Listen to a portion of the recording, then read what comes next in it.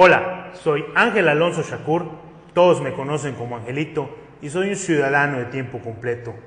Y en esta ocasión, en el programa Vamos Yucatán, el 6º episodio, tenemos un invitado muy especial, mi gran amigo, el diputado Rafael Echazarreta Torres. ¿Qué tal? Muy buenas noches, Rafael. Angelito, ¿cómo estás? Muchas gracias por invitarme a tu programa y a tu amable audiencia por tomarse el tiempo de compartir estas ideas con nosotros. Al contrario, muchas gracias por venir. Disculpen, gracias por esperar. Nos tardamos un poquito en las pruebas de sonido y de luz, pero aquí estamos. Bueno, Morena acaba de vivir un proceso muy sui generis, muy diferente a lo que había hecho siempre, a lo que se conocía por asambleas, en las que se hacían las asambleas distritales y solamente y únicamente los afiliados al partido iban a votar por las personas que querían que fueran consejeros, y posteriormente entre esos 50 consejeros en el estado de Yucatán salieran los 15 cargos del Comité Ejecutivo Estatal. En esta ocasión la convocatoria se hizo de una manera diferente. La gente se afilió en el mismo momento y después emitió su voto por las personas que creía podían ser sus consejeros, que se apuntaron en un link, como le llamamos, de internet. Se hizo una lista de las personas que se consideraba que tenían derecho o no. Ahí, como señalé, hubo un juego de las listas, porque las subieron y las bajaron 3 veces. Después, como dije, se prestaban muchas cosas, hay videos, fotos que me han hecho llegar que ponen mucho en duda el procedimiento. Dijimos que eso podía pasar y lamentablemente pasó. Sin embargo, ya terminó. Escuché por allá que hay algunas impugnaciones, escuché por allá que hay 2 estados en donde se anularon esas elecciones de consejeros. Aquí pues vamos a ver qué es lo que va a suceder. Aquí tuvimos algunos diputados que terminaron, más bien diputadas que terminaron como consejeros. Tuvimos a un presidente municipal que se inscribió, quedó en la lista y quedó como consejero. Tenemos también a una persona que quedó como consejera, que es Alejandrina León, que fue regidora por el PRI en la pasada administración municipal. Pidió licencia, se tiró una diputación en el 2021 por Morena, perdió, regresó a su regiduría para terminar su tiempo, y creo que también era secretaria del PRI. Sí, ¿verdad? Ahorita no sé cómo esté su situación, pero pues para afiliarse a Morena, uno de los requisitos es que uno no puede estar afiliado a otro partido, tiene que haber renunciado antes de afiliarse, ¿no? Si vemos el artículo 6º, que está en el 6º bis, esto nada más lo voy a leer, pues para recomendarle a todos los militantes y simpatizantes de Morena fijarse en este tipo de cosas que ya prevén los estatutos de Morena, que son totalmente gratis para los que quieran y los necesiten. Pueden pasar a las oficinas del Comité Ejecutivo Estatal y solicitarlo sin ningún costo, y les recomiendo a todos los militantes y simpatizantes que lo tengan al lado del buró de su cama o de su hamaca, y que sea lectura obligada, porque es importante conocerlos, pues al menos para saber a qué es a lo que uno se metió, a lo que uno profesa.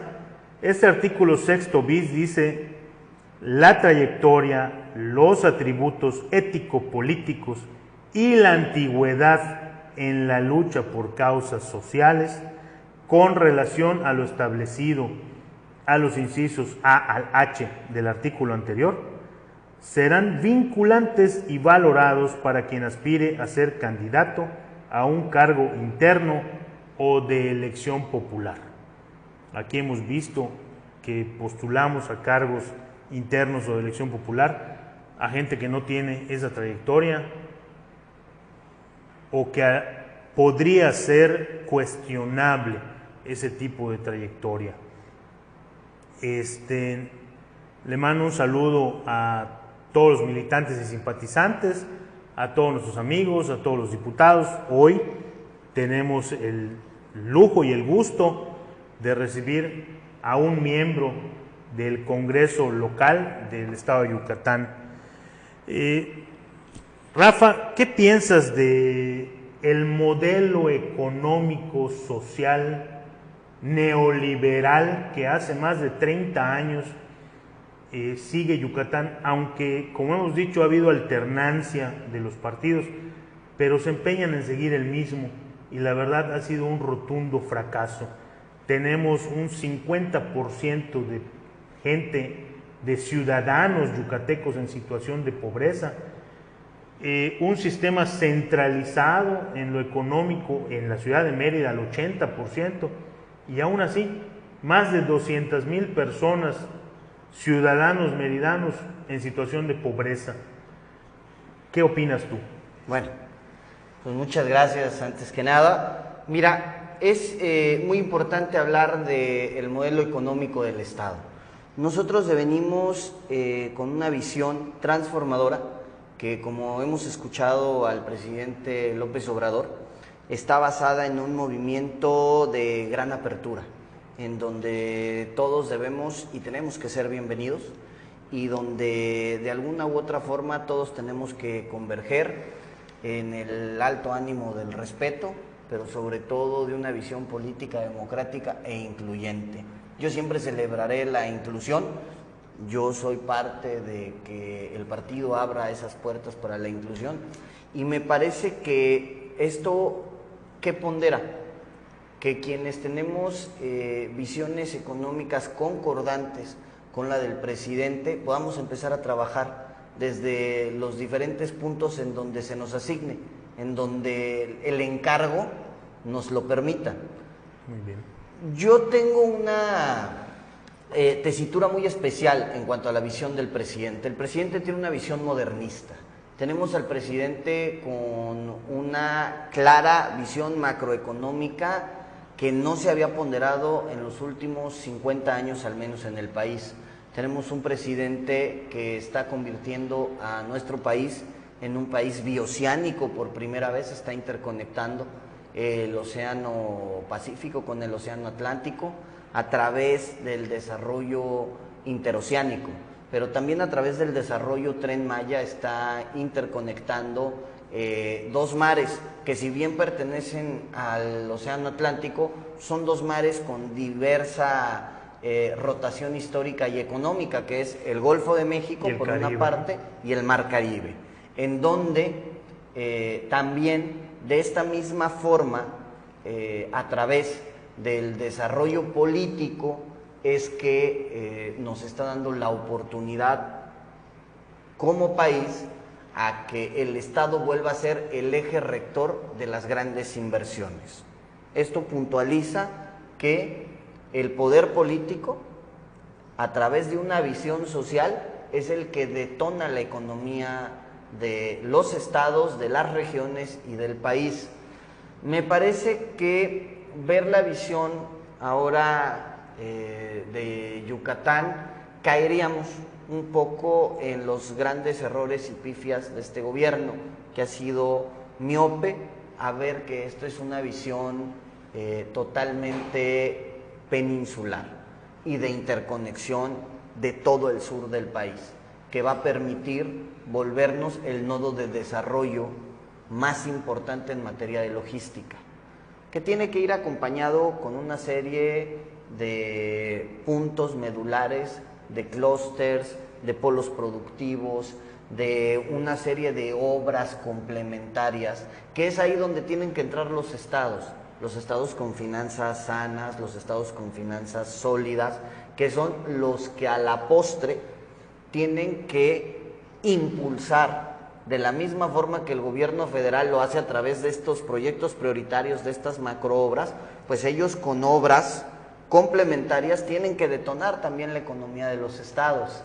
No podemos ser ajenos a lo que sucede, no podemos descansar todo en los grandes proyectos del gobierno federal. Entonces, con esta visión, que si nos damos 2 pasos hacia atrás, la vemos en perspectiva y vemos que hay 60,000 millones de dólares que se producen en la parte del Océano Pacífico. En toda esta plataforma continental y externa que es China, la que es Vietnam, pero también la externa, que es Japón, que es Indonesia, que es toda esta parte que abarca Corea del Sur, la propia Corea del Norte, la interacción a través de Vladivostok que tiene Rusia. Entonces, todo este elemento del 80% de la maquilación de los productos del mundo se hace y converge en este triángulo oriental que está ubicado en el Océano Pacífico. Bueno, ¿cómo transportas todo eso? ¿Cómo dinamizas la economía? ¿Cómo lo desplazas a Europa, a África del Norte? Por la parte normal de navegación ya es insostenible, porque bordeabas por India y llegabas por Emiratos Árabes al estrecho, al canal de Suez. Bueno, el canal de Suez ya es insuficiente, es como el canal de Panamá. También. Es estrecho, es antiguo, por más que tengas una capacidad de modernización, ya no tiene la capacidad de flujo. La otra parte es llegar a Cabo de Buena Esperanza, o sea, llevar a Sudáfrica. Pero alarga mucho el tiempo. Alarga mucho el tiempo y eso aumenta costos. Entonces, la opción es llegar por América. El canal de Panamá es un canal moderno, es un canal dinámico, pero es un canal que tiene que tener ciertos procesos operativos para poder empezar a cruzar. Nosotros, con las rieles, con el proyecto interoceánico, vamos a cruzar containers de una forma rapidísima del Océano Pacífico al Océano Atlántico. Podemos estarlos embarcando y el barco puede estar zarpando en un lapso de 4 horas. Y lo más importante, el empresariado yucateco más fácilmente va a poder también subirse a ese transporte para mandar sus mercancías también, ¿no? Claro, mira. Y la materia prima también. Es que tenemos que verlo, tenemos que empezar a interactuar en una dinámica constructiva peninsular. Ese es el gran reto del empresario yucateco.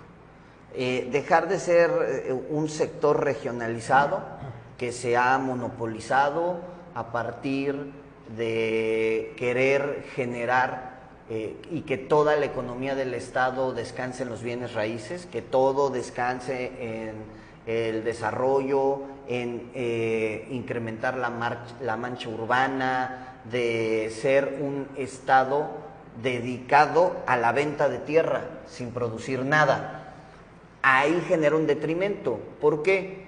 Porque ahí únicamente gana dinero el que tiene tierra, el que ya compró la tierra, el que especuló con la tierra y el que está creando neolatifundios. Los que llegan con los ejidatarios, les malpagan la tierra, a veces hasta celebran asambleas apócrifas y de repente ya son dueños de su tierra. Eso fue algo que en el proyecto Tren Maya retrasó mucho la posibilidad del avance. ¿Por qué? Especulación. Y todavía algo peor, no había certeza de quién era dueño de las tierras por donde iba a pasar el Tren Maya.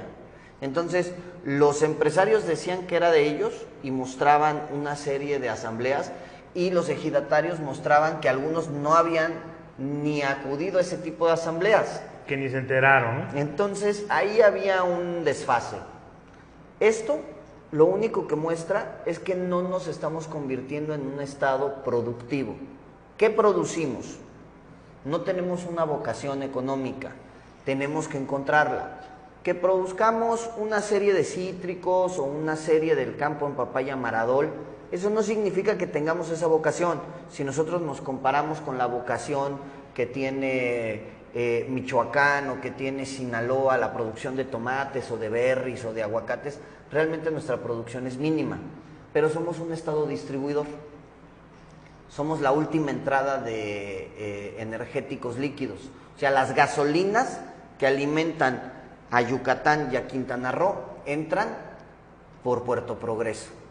Bueno, ese es un elemento al que tenemos que aprovechar y es un elemento en el que nosotros insistíamos, en lo particular quienes presentamos proyectos del Tren Maya desde hace mucho tiempo, que teníamos que ayudarle a ser autosuficiente al tren, porque muchos trenes son deficitarios. La mayoría de los trenes son deficitarios. ¿Por qué? Porque le cuestan. ¿Cuál es el gran proyecto del Tren Maya?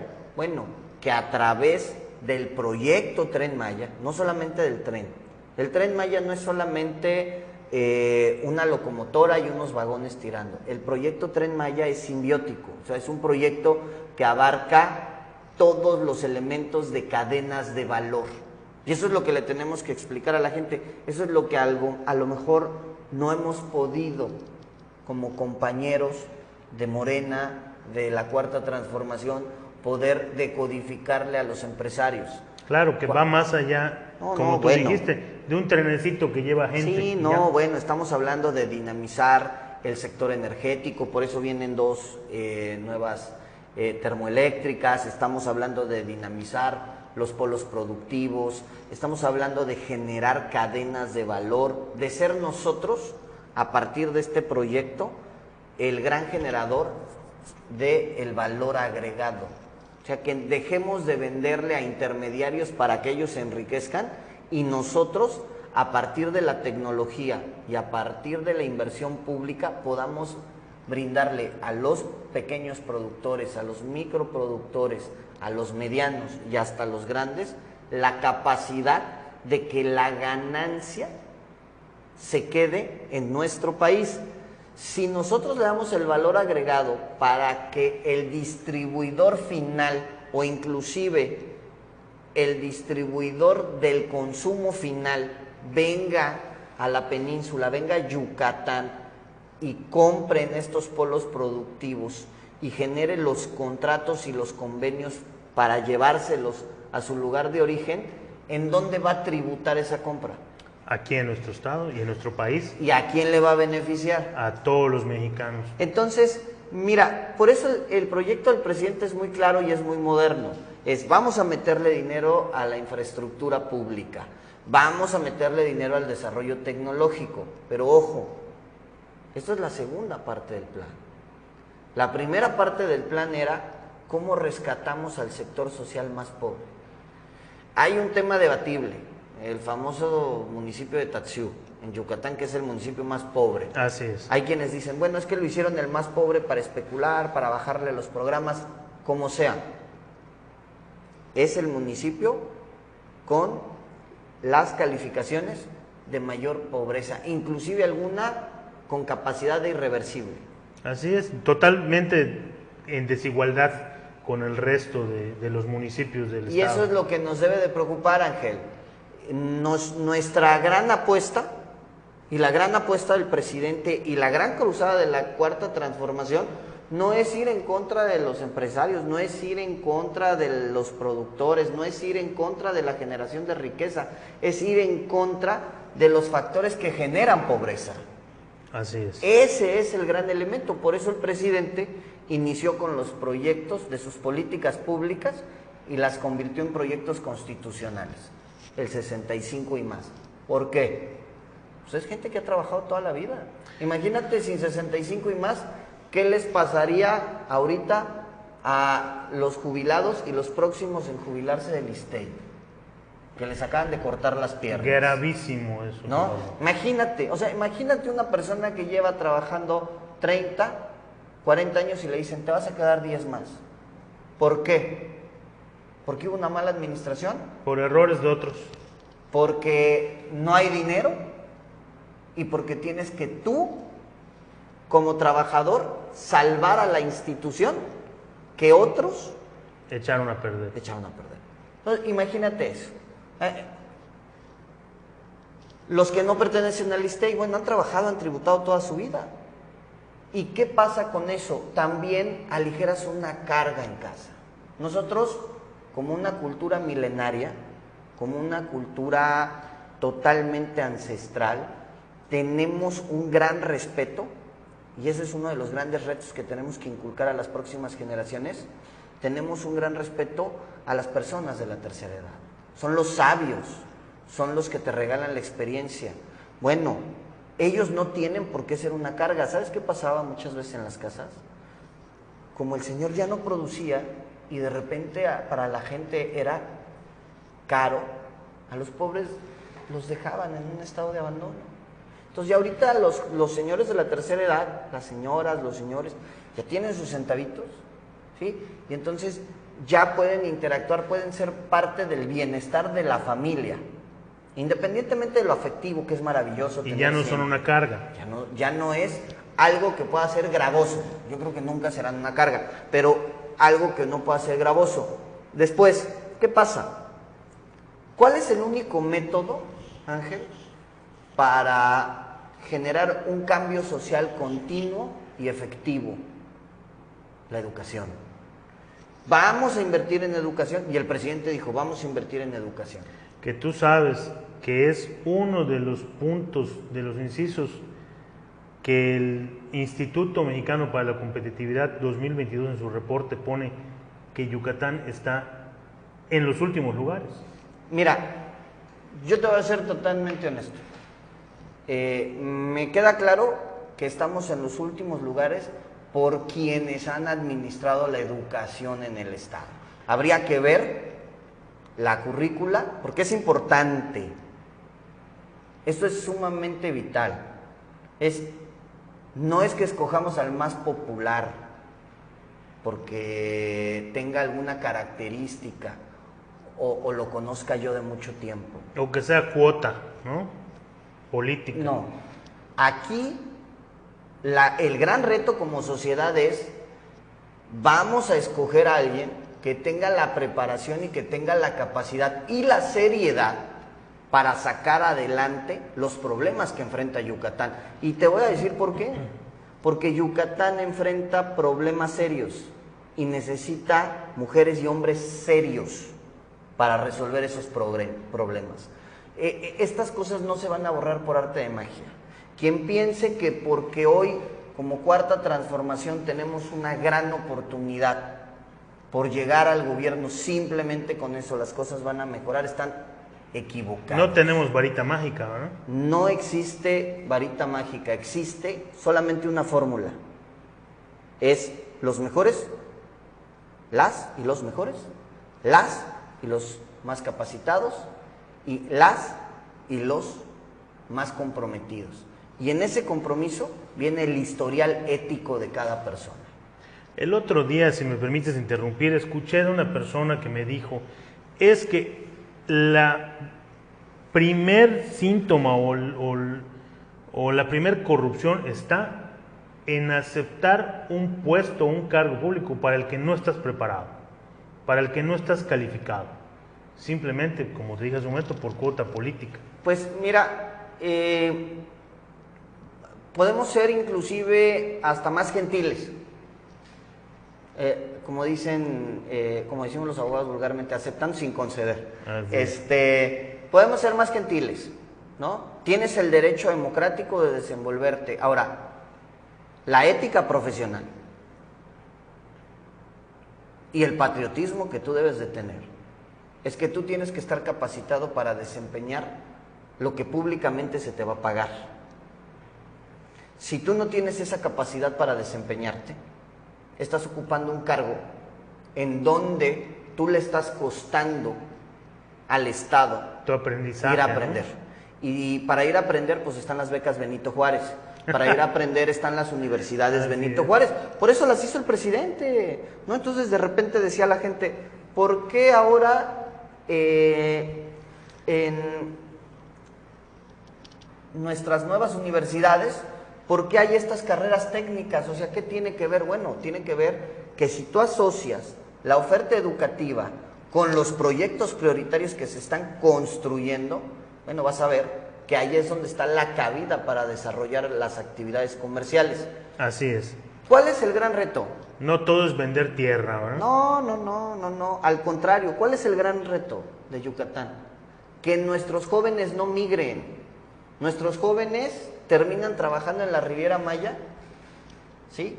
Con puestos que si nosotros los reincorporamos a la vida académica del Estado y los vamos fomentando, vamos a tener grandes profesionales y profesionistas que van a... Y ser profesional no significa necesariamente tener un grado académico. Que tengas un grado académico, que siempre es importante, por eso el presidente lo ha dicho y ha manifestado. Pero lo importante también es cómo generas riquezas. No todos pueden ser académicos, a lo mejor no todos pueden terminar una carrera, que deberíamos porque es lo que nos están proponiendo. ¿Sí? Ese es el gran reto del Estado, que ya sea una decisión personal, que tú no dejes de estudiar por ser víctima de la pobreza o por ser víctima de falta de apoyo. Eso es lo que le preocupa al presidente. Entonces, cuando tú ves esto, o porque no hubo lugar, o porque no hubo lugar, ¿no? O porque no eres de los privilegiados, o porque tu papá no conocía a alguien de la universidad pública y entonces para que tú entraras. O sea, imagínate, estamos formando profesionales a través de la corrupción para que entren a la universidad. La famosísima palanca. Ojo. Y luego, después de ello, todavía algo peor, la familia termina de derrochar los recursos que tiene para darle una educación de calidad a sus hijas e hijos, las cuales podrían ser gratuitas si el Estado abriera las puertas como lo está haciendo la Federación. Ese es el gran reto. El gran reto es vamos a modernizar la UADY, el gran reto es vamos a abrir nuevas vinculaciones económicas, el gran reto es vamos a incorporar a los empresarios a la vida pública de interacción social, académica y estudiantil. En la medida en que nosotros hagamos eso, con el reconocimiento de nuestros pueblos originales, con un respeto irrestricto a nuestras características mayas, con un respeto irrestricto a nuestras costumbres, con un respeto irrestricto a nuestras tradiciones, con un amor único a nuestro Yucatán, de esa forma y solamente de esa forma vamos a poder generar una vinculación directa, a generar un espacio de bienestar para las y los yucatecos. Este estado tiene una gran posibilidad de ser la cereza del pastel, el punto neurálgico de la cuarta transformación. ¿Cuál es el grave riesgo? El grave riesgo es que nos volvamos a equivocar cuando escojamos, que nos volvamos a equivocar cuando decidamos, cuando la apatía sea la que diga me da igual el que sea, todos son iguales. No, yo creo que, y lo ha demostrado el presidente López Obrador y nos lo ha demostrado a todos, no todos en política no todos somos iguales. Que es por eso que leí ese artículo. Hay que ver la trayectoria de las personas, su tiempo en las luchas sociales, que sean verdaderos y no falsos, disfrazados, ¿no? Mira, ya quedará al escrutinio público. Me parece que en política la ambigüedad tiene piernas muy cortas y la ética y la transparencia tiene piernas muy largas. ¿Y sabes qué? Siempre las alcanza y las rebasa. La mentira siempre sale a flote. Entonces, más allá, yo jamás haría algún señalamiento particular en contra de ninguna compañera o compañero, porque merecen todos mi más alto respeto. No me consta que no hayan hecho los movimientos jurídicos o las solicitudes legales para renunciar o no a algún posible cargo o a alguna situación en lo particular. Yo más bien lo que exhortaría es que generemos nosotros una política de altura y de limpieza, que no podamos ser señalados ni atacados, que no puedan poner en duda nuestra capacidad honorífica. Y te lo dejo de ejemplo. A mí me sucedió una situación en particular. Íbamos a votar un tema en el Congreso. Ha sido la única falta que he tenido. La única. ¿Cuál fue la del endeudamiento? Fue la de la aplicación de un financiamiento a un proyecto productivo del presidente. Yo no pude llegar y se me señaló. Entonces, a mí me parece que en cuanto al tema de trayectoria, lo más importante es que nosotros confiemos en nuestras compañeras y nuestros compañeros a través de lo que han venido demostrando. Quienes nos hemos incorporado a la vida pública, este es mi primer cargo público. ¿Por qué decidí hacerlo en Morena? ¿Me habían propuesto en algunas otras ocasiones? Sí, a mis 43 años y con cierta trayectoria profesional, llevo 25 años de voluntario en organizaciones particulares. Hemos hecho más de 15,000 operaciones de lente intraocular, con otras asociaciones de labio leporino, con la fundación de mi familia hemos tenido y recibido a más de 750,000 niños en el sur-sureste a través de elementos de exposiciones, les hemos dado entradas gratuitas, hemos interactuado, hemos impulsado el desarrollo cultural, porque mi familia creó una fundación que cumplió el año pasado 50 años, que se dedica al rescate histórico del arte popular yucateco y mexicano. Mi abuelo Enrique Chazarreta, un vallisoletano, aquí, y mi abuela María del Castillo Torres, ella también una izamaleña, mi madre nació en Izamal, Yucatán, todo nuestro elemento yucateco. Bueno, nosotros hemos confiado y hemos apostado mucho de nuestro capital a que es la gente el mayor recurso. O sea, ¿cómo vamos a sacar a Yucatán adelante? Con su gente. ¿Cómo el presidente va a sacar a México adelante? Con su gente, a través de los proyectos prioritarios, a través de la consolidación de autonomía energética, a través de la consolidación de la autonomía alimentaria. Tendríamos que estar preguntándonos no quién va a ser el próximo candidato o candidata. Me parece mezquino, me parece que quienes se erigen de esa forma y lo acaparan, me parece que es un tema. Todos tenemos el derecho a participar. Esto no se debe de cerrar a 2, 3, 4, todos. Tú quieres participar, has levantado la mano, yo también. Claro. Tenemos el mismo derecho que cualquier otro funcionario o cualquier otro compañero de partido. Cualquier otro ciudadano. Aquí no hay dioses del Olimpo y quienes lo crean, pues que se bajen de la nube porque se van a caer.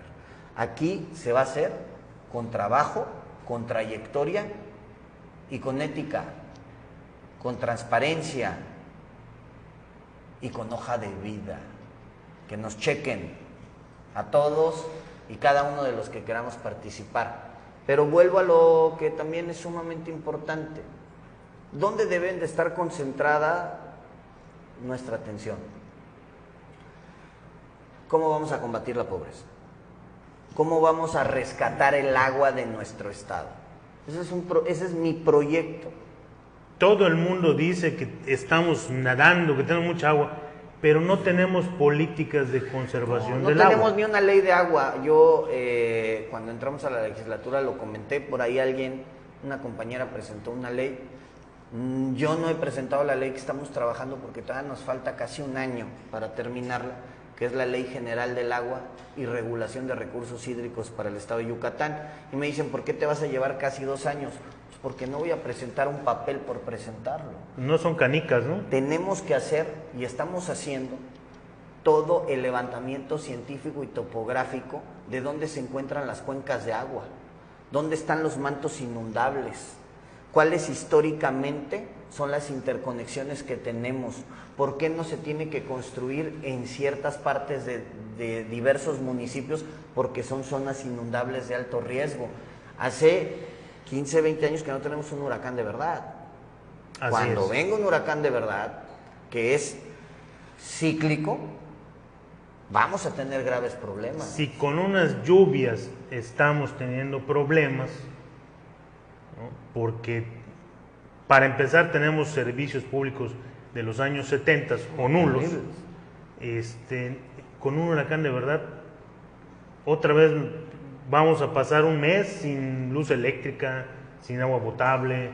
Y me preocupa más lo de los mantos freáticos, y no va a haber luz eléctrica no porque CFE no tenga la capacidad. Afortunadamente en estos últimos 3 años CFE ha dinamizado y la verdad que es una empresa productiva del Estado para presumirla, y por eso es que el presidente y yo creo que todos los que pertenecemos a la Cuarta Transformación la estamos defendiendo con uñas y dientes, y sería caso, el tema de la reforma eléctrica es un temazo, ¿no? Para explicarle a la gente cómo a partir del 2013 pagábamos casi un FOBAPROA al año. Pero un desfalco energético brutal, ¿no? O sea, el FOBAPROA, pues tú lo sabes, fue un rescate bancario. Este es un rescate financiero, bancario y energético cada año. No, es brutal. Ese es un tema brutal. Por eso hay que defenderlo con uñas y dientes, y por eso para Yucatán el presidente está trayendo 2 plantas de generación eléctrica para evitar las lagunas eléctricas. ¿Qué va a pasar con esto? Bueno, esto va a evitar que haya lagunas energéticas. Bueno, mientras nuestro país, antes de esta administración, buscaba estar privatizando y privatizando y privatizando, acabamos de ver que Francia acaba de, al contrario, nacionalizar la industria eléctrica. Porque es un tema de seguridad nacional, Ángel. Es un tema... Es un derecho humano. Y vamos a ponerlo de esta forma.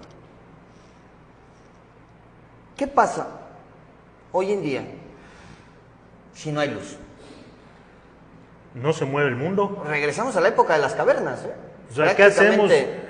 ¿Por qué estamos transmitiendo ahorita? Porque tenemos claro, luz. No, y tú te imaginas no solamente quitemos el colapso financiero, de mercados, no, acá hay un tema productivo, sociológico.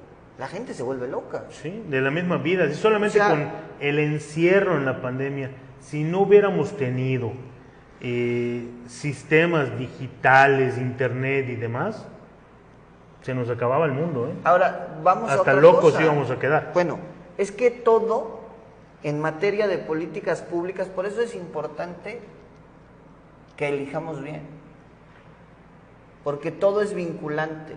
O sea, si nosotros elegimos bien, la capacidad y el conocimiento da respuestas. ¿Y qué pasa, por ejemplo, en el tema del encierro en la pandemia? Se suscitaron y se detonaron una serie de problemáticas sociales, psicoemocionales, sin precedentes. Si ya éramos uno de los 3 principales estados con mayor índice de suicidios, cuando terminó esto, fue brutal. Y no es una conducta típica, no es de que nos digan, bueno, es que ustedes los yucatecos se dedicaron a suicidarse, no. Es una enfermedad.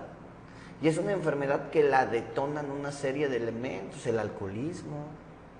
Que ¿sí? También estamos en los primeros lugares. Sí. Desnutrición igual. Desnutrición, altos niveles de azúcar, picos de insulínicos. Y también de obesidad en los No, bueno, lugares. A ver, y después de ahí, y te digo, tú vas interconectando toda la problemática que tenemos y dices, bueno, sí, ¿y a qué se deben los picos de insulina, los picos de azúcar, de la mucha diabetes o menor, bueno, al alto consumo de refrescos carbonatados con altos azúcares, ¿no? Así es. Y ahí tienes obesidad mórbida infantil, ahí tienes ataques al corazón, ahí tienes una serie de problemas en donde la cuestión se vuelve la salud pública. ¿Y qué pasa en el tema de la salud pública? Bueno, no tenemos la capacidad de respuesta de la salud pública. ¿Por qué? Porque no se le ha entregado el control de los hospitales al INSABI. Es de los pocos estados... No se firmó nunca. Se firmó, pero no se ha... No se ha hecho la entrega. No se ha hecho Entonces, ya se firmó. Ya se firmó una parte, se debe de firmar la otra. Entonces, se firmó la laboral. Ahora, toda la plantilla la paga el INSABI, pero los insumos no. Entonces, ese sigue siendo una caja chica. Pero además, tenemos grandes problemas en salud. Es otro de los índices en los que estamos en últimos lugares. Sí, por supuesto. Porque no se han hecho las cosas correctamente. Platicábamos el otro día que a partir del gobierno estatal de Patricio Patrón Laviada, a él se le ocurrió la idea de entregar ambulancias a los 105 municipios, aparte de Mérida. Pero esas ambulancias ni son ambulancias ni sirven para eso, porque son unas vanettes para pasajeros tipo combi. Y cada administración, del partido que sea, del color que sea, repite la misma operación. Entonces, ni las conducen paramédicos certificados, es un chofer, por eso no está haciendo para eso, y tampoco es una ambulancia. Porque no hay políticas públicas. Son para transporte, no se ha hecho bien. Porque no hay políticas públicas. Y si pudiéramos tenerlas, No, bueno, pudiéramos por supuesto. tenerlas. Y se los podría recintos tener... bien hechos. Deberíamos tener 40 hospitales Oranes e INSABI en todo el estado de Yucatán. Con que tuviéramos 15. Mira. Con que tuviéramos 2.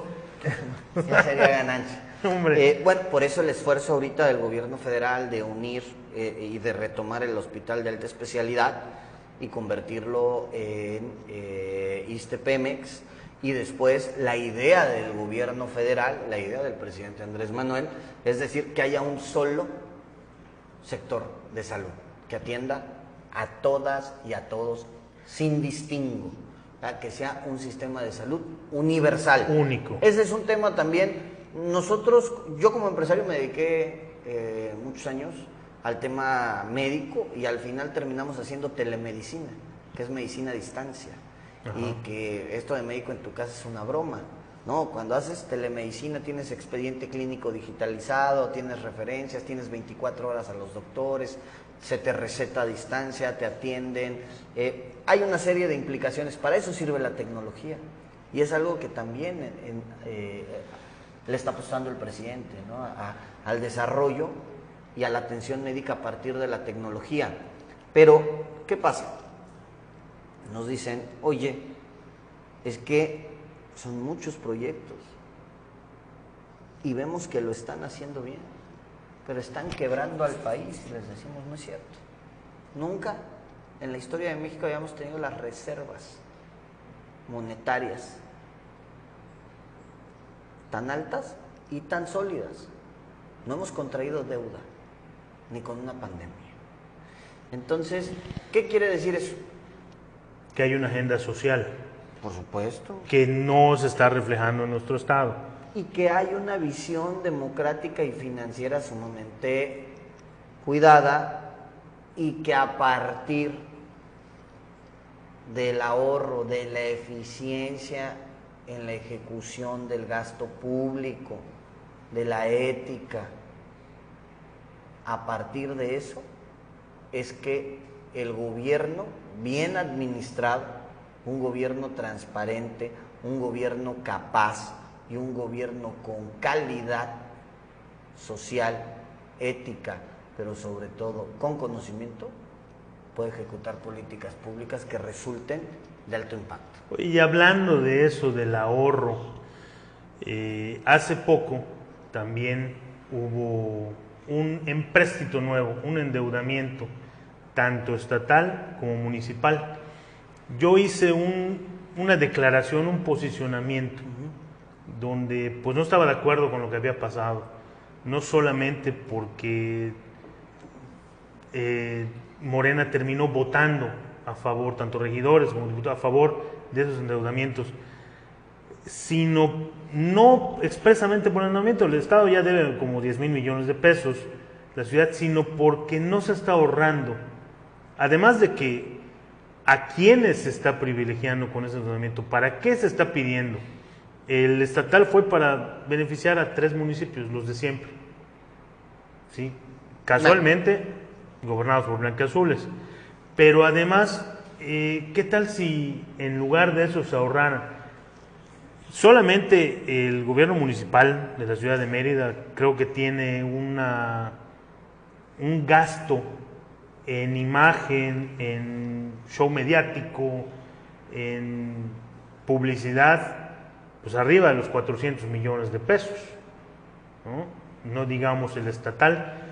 Si en eso se ahorrara, pues muchísimo se podría hacer, ¿no? ¿Cuántos parques no tendría la ciudad de Mérida? Yo, Ángel, ahí, y de esto se trata, difiero claro. un poco. Yo no pude asistir porque tenía COVID, pero hubiera votado a favor. Y es un proyecto que, en lo personal, como fundación, presentamos en octubre de 2020. En octubre de 2020. Que es dinamizar e interconectar el interior de la ciudad a través de un tren ligero, a través de un elemento que pueda generar rapidez, que pueda generar ahorro, que pueda generar un alto impacto, que evite el colapso en las colas en el centro, en el transporte. Quienes hemos tomado el transporte, hay gente que piensa que jamás me he subido a un camión, me he subido muchos años a camiones. Y quienes nos hemos subido al camión, sabemos que de repente te tardas 2 y 3 horas en hacer una conexión. Entonces, esto es una obra complementaria al Tren Maya. Esto es una obra que va a permitir interconectar una parte del Tren Maya, que va a llegar a Humán, con una parte del Tren Maya, que va a llegar a la parte de Canacín y que va a interconectar con Tixpehual, y va a poder generar un elemento armónico dentro de la ciudad, ecológico, y esto también va a permitir que muchos que utilizamos el auto, pues empecemos a apostarle al transporte público. La propuesta que nosotros hicimos, junto con otro grupo de empresarios y ciudadanos, era mucho más documentada, era mucho más construida, llegaba hasta la salida Progreso. Bueno, que este gobierno estatal tomó lo que entendió, vio la oportunidad y lo presentó. Ahora, que lo hayamos aprobado, eso significa y simboliza el compromiso que tiene el presidente de la República con Mérida, que aun a pesar que es una ciudad que no gobierna la Cuarta Transformación, que no gobierna Mérida y que si tú quieres quedamos lejísimos en las elecciones, pero no gobierna, aún así está preocupado porque tenga un alto impacto positivo y que ellos puedan ver que a través de la inversión pública, eficiente, eficaz, garantizada, bien, con alto impacto, se puede generar programas que le den una estructura diferente a la movilidad de nuestra ciudad. Para mí el gran problema no es que hayamos hecho frente a una inversión pública. Para nosotros el tema fue una inversión pública garantizada y sólida, en conjunto con el gobierno estatal, ¿sí? Pero donde el gobierno federal, aparte del apoyo que le está dando en materia de infraestructura, le está metiendo 600 millones de pesos líquidos, más toda la infraestructura de soporte, más toda la revisión y supervisión del programa y proyecto Fonatur, más la aplicación del Tren Maya. Entonces, esto lo que a nosotros nos significa es que el presidente, aun a pesar de que su partido político no gobierne en esta ciudad, tiene un amplio compromiso con los meridanos y los yucatecos. Entonces, eso es de aplaudir y por eso la respuesta a quienes, mis compañeras que estuvieron ahí, que votaron a favor y que yo si hubiese estado ahí hubiera votado a favor, es sí por los proyectos productivos. Ahora, el problema no es ese. El problema es qué se ha hecho con los otros 7,000, 8,000 millones que se aprobaron. Ese es el problema. Aquí hay una diferencia. Y el ahorro del que te hablaba. Acá hay una diferencia, ¿no? Nosotros seremos vigilantes de cómo se va a aplicar este dinero. Y nosotros lo vamos a denunciar, porque somos parte del proyecto. Pero en los anteriores nadie, ¿no? En los anteriores, ¿qué pasó? ¿Cuántas cámaras se pusieron? ¿Cómo se pusieron? ¿Los otros créditos? ¿A quiénes se les dieron? ¿Los apoyos al sector turístico? Entonces, no hay posibilidad de que el IETRAM sea IETRAM ciclopistas. No hay posibilidad de que el IETRAM sea el IETRANSA. No hay. Y en el momento en que el gobierno del estado quiera desviar, porque no lo puedo acusar a priori, pero aunque hay elementos que nos permiten señalar que hay la duda razonable, claro, ¿no? Y efectiva. Pero en el momento en que este gobierno no empieza a transparentar, lo vamos a hacer. Y los hemos invitado. Mira, ahorita están pasando la ley de movilidad. ¿Qué hace la ley de movilidad en puntos constitucionales? ¿Va a reformar una parte de la Constitución? Sí. ¿Pero por qué no pasó por la Comisión de Vivienda e Infraestructura y Desarrollo Urbano? Porque la preside un morenista. Porque le tienen miedo a que no tengamos la capacidad política de poder dialogar. Claro que la tenemos. Lo que no somos es cómplices. Es un poco como la ley del ISSSTE, ¿no? Me preguntaban, oiga, ¿y qué opina usted de algunos personajes que están proponiendo apoyos, ayudas, que están opinando acerca de esto que en su momento se votó y pasó una ley a ultranza y que todavía se publicó esa misma tarde? Que ¿no? hiciste una buena propuesta, ¿no? Queríamos hacer una gran propuesta, la entregamos, me parece que desperdiciaron una gran oportunidad de hacer algo por los trabajadores. Yo lo que les digo a los trabajadores es, en el 2024, con su apoyo, estoy seguro que un gobierno de la Cuarta Transformación la va a abrogar, porque vamos a tener la fuerza en el Congreso. Por ahí que piensen bien su voto, ¿no? Por ahí alguien decía, en algún comentario me decía, oiga, quienes están en el Poder Ejecutivo no pueden abrogar leyes. No, es que nosotros, para nosotros, el Poder Ejecutivo en un estado es un elemento más de un ente de gobierno. El gobierno lo hacemos todos, toda la Cuarta Transformación.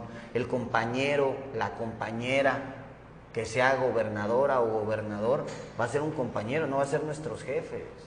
En Morena, quien se crea jefe político de alguien o no es yucateco o está equivocado el partido, o está equivocado partido. Aquí debe de ser una simbiosis, y es a lo que nos invitaron y es lo que nosotros entendemos.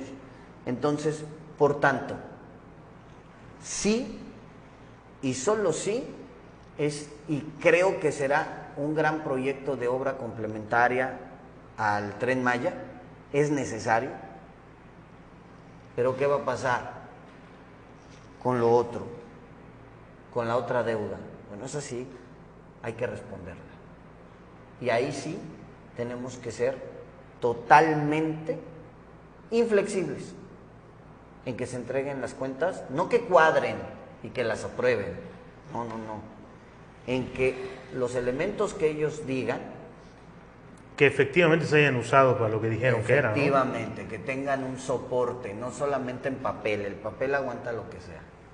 Pero ¿sí? ¿Estarás de acuerdo conmigo en que también debe de haber ahorro? Sí, no, por supuesto. Mira, el empréstito municipal fue de, creo que 30 millones de pesos, más o menos. ¿El de ahorita? ¿El de ahorita por cuánto? No, fue por 350 millones. 350. Y se gastan 500 en imagen y en... Pero el problema no es que tú puedas generar un financiamiento que tenga un impacto productivo. La deuda no es mala cuando se aplica para generar ganancia. Si tú te das cuenta, las grandes empresas, los grandes empresarios en algún momento han tenido que generar créditos puente para hacer una obra. Claro, pero es productivo y lo pagan. Por supuesto, la deuda, el problema... El dinero no es regalado, ¿no? El problema de generar un crédito no es que generes el crédito. El grave problema es para qué lo usas. No es lo mismo pedir un crédito para un negocio que te va a dejar dinero, ¿sí? En este caso, un impacto público positivo, a pedir un crédito y que sea para pagar una deuda. O sea, malo que fuese como en otra parte de este sexenio, que pidieron un crédito y con ese pagaron otro crédito. No, o sea, echarle dinero bueno al malo. Haces un hueco y tapas el otro. ¿no? Aquí lo que estamos haciendo es seguir apostando y abonando al crecimiento productivo que tiene el Estado y que tiene el país. Obviamente, cuando escuchamos en esta administración 2018-2024, cuando escuchamos se pretende que haya un crédito, pues todo el mundo corre, todo el mundo se asusta, todo el mundo tenemos serias dudas, porque sí, han demostrado... Tenemos malas experiencias. Han demostrado no ser confiables. Han demostrado no ser confiables. El Poder Judicial es un caso inédito y me parece que están dejando un precedente gravísimo, gravísimo a nivel nacional.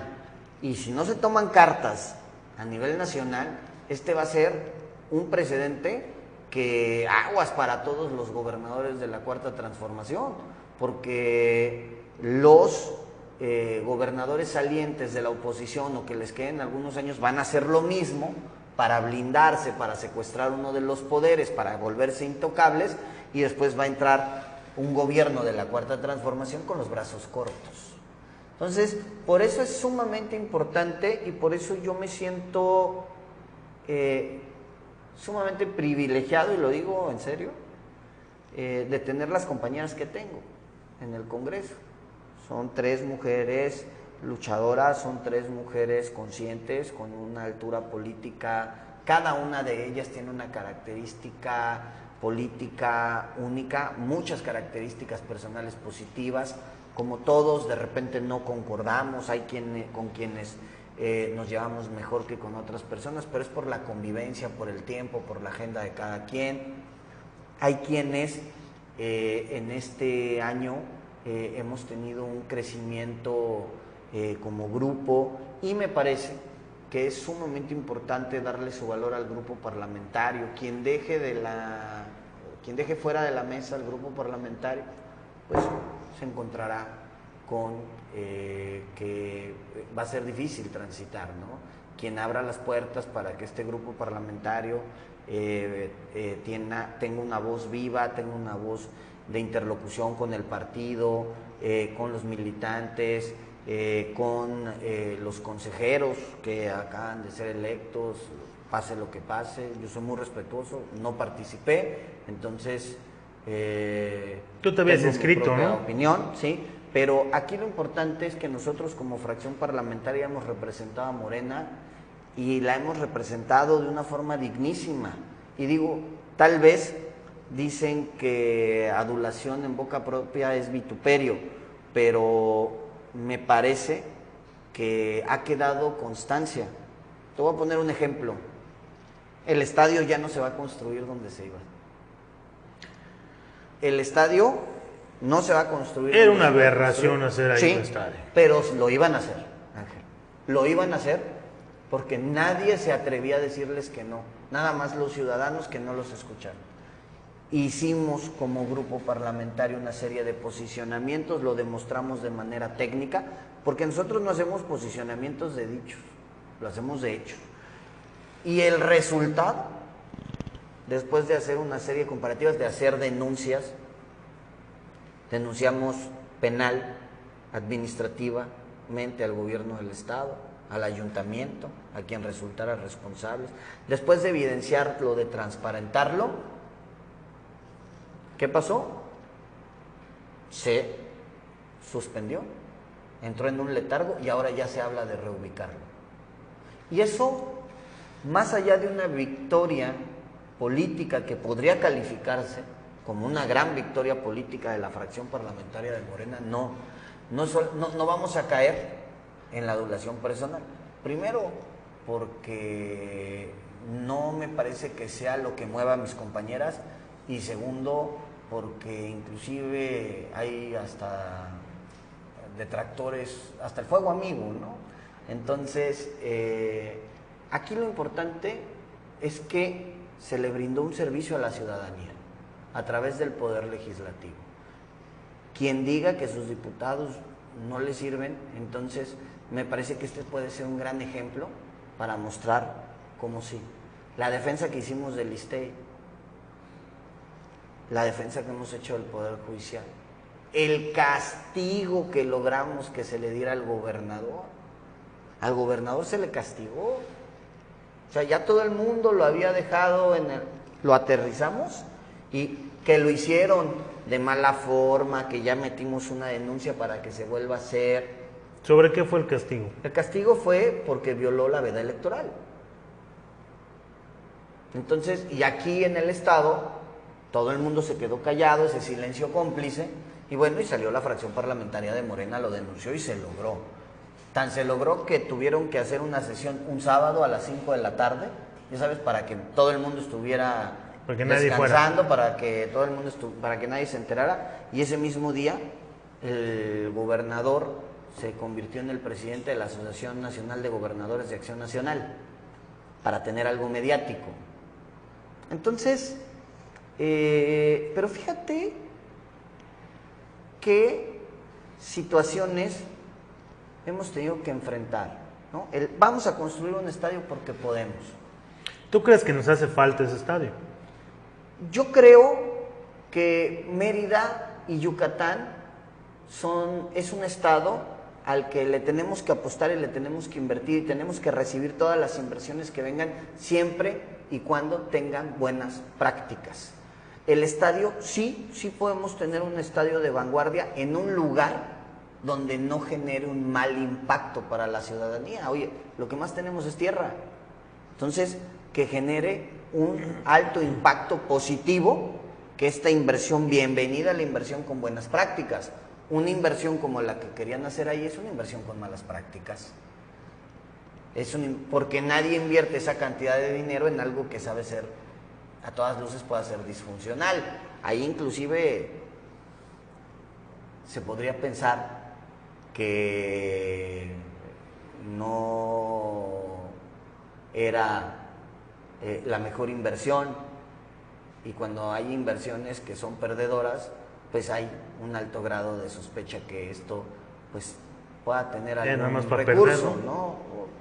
Se utiliza para otras cosas, ¿no? Entonces, pero un probable lavado de dinero.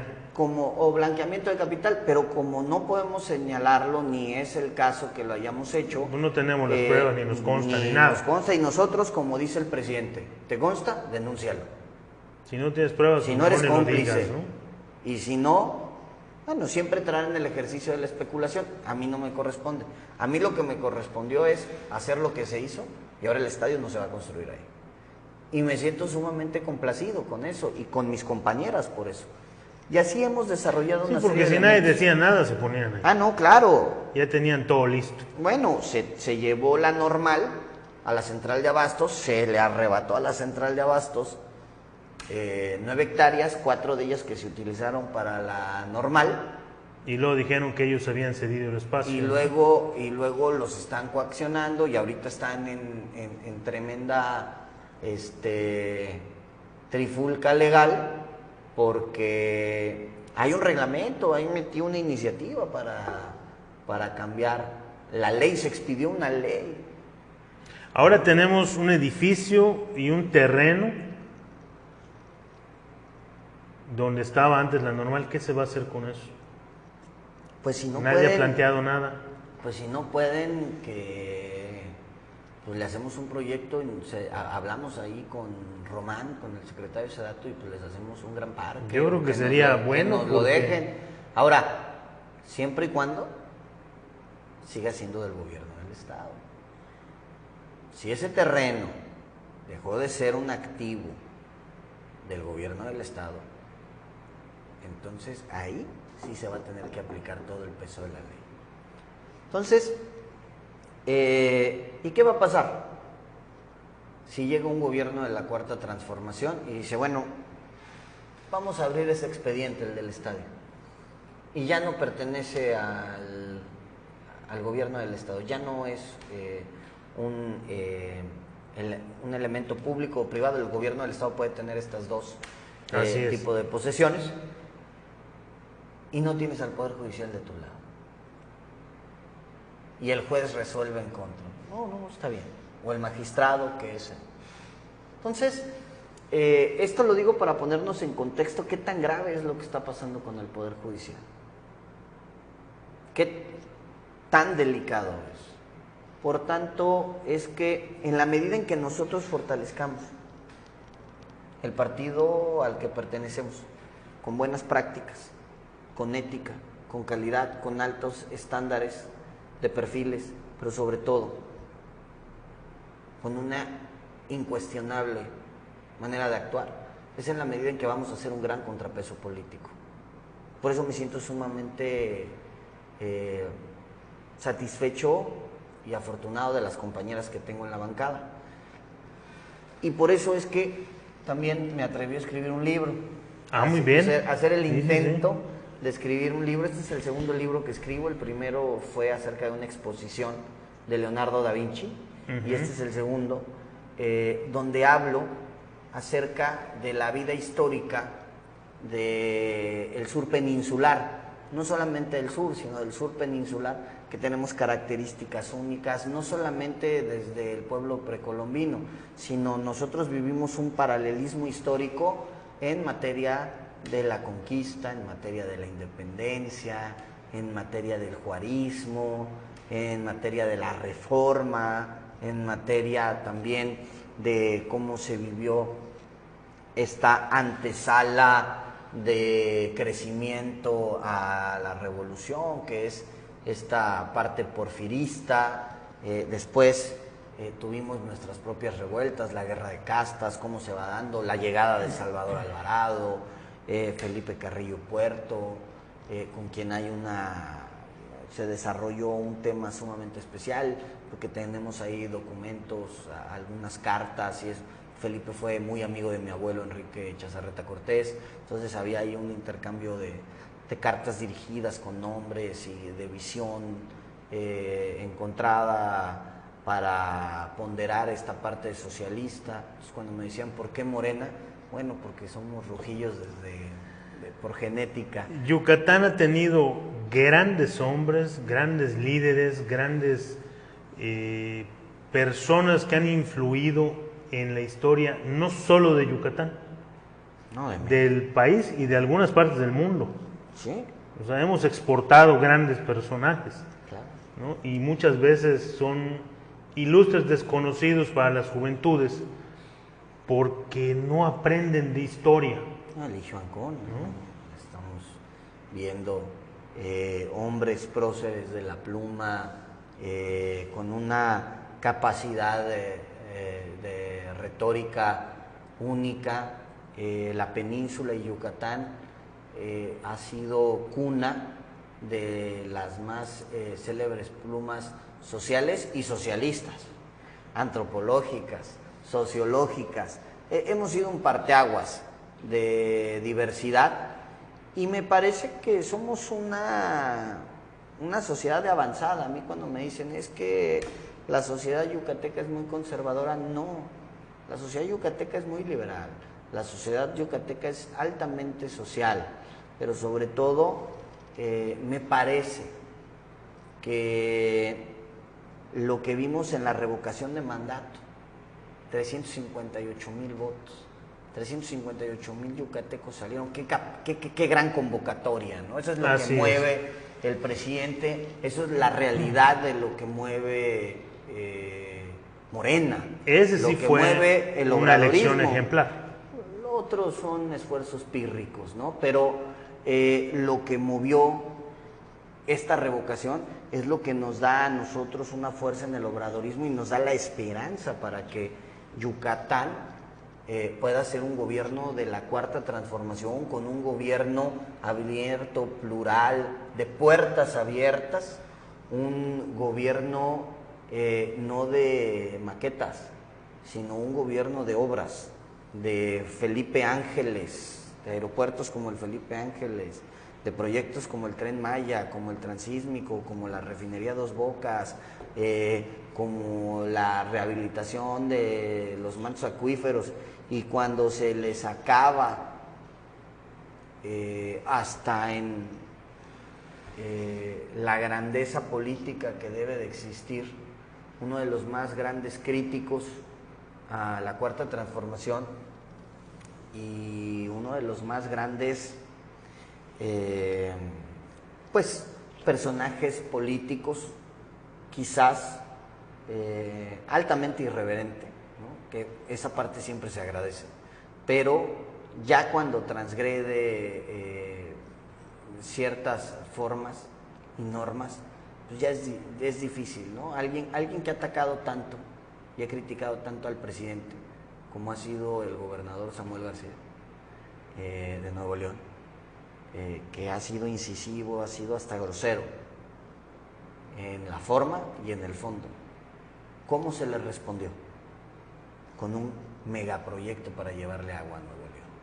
Con ayuda humanitaria, social. Lo que caracteriza a nuestro gobierno de la 4T. Lo que hubieran hecho es lo que se había hecho en el pasado. Le cierran la llave y que reviente el problema social. Vean qué va a pasar. Sí, para que haya ganancia política. El presidente dijo no. El presidente dijo, vamos a abrirles la llave de agua, vamos a invertirle. ¿Por qué? Porque tenemos una visión humanista. Y basados en esa visión humanista es que los que hemos ingresado a la administración pública después de haber tenido un reconocimiento, alguna experiencia o algún cierto triunfo fuera de ella, en la IP, después de que allá sumaste, creaste y generaste un buen precedente y vienes a la administración pública a administrar tus conocimientos, alguna pequeña historia de éxito o sobre todo la buena voluntad, la ética que vienes a sumar. Ese es el equipo al que te quieres integrar, al equipo de un presidente que tiene esa calidad y esa visión moral, al equipo de un presidente que todos los días reafirma la visión progresista que tiene. Esa es la diferencia. Y eso es lo que queda claro aquí en Yucatán. En Yucatán queda claro, sumamente visible, las dos visiones. La visión conservadora de que nada se mueve, que la gente más rica únicamente debe de ser la más rica, que la especulación se tiene que seguir dando y que el movimiento social no se dé. Por eso tenemos mala educación, por eso tenemos malos servicios, por eso tenemos pésimo transporte, por eso tenemos pésimos servicios públicos municipales en todos los municipios y gubernamentales, porque no le das los elementos. Y por el otro lado, la visión progresista, la del presidente, la del presidente que se comunica todos los días con su público, que escucha, que invierte en infraestructura, que le da la oportunidad, que vino el doctor Centeno. Qué personaje de primer nivel,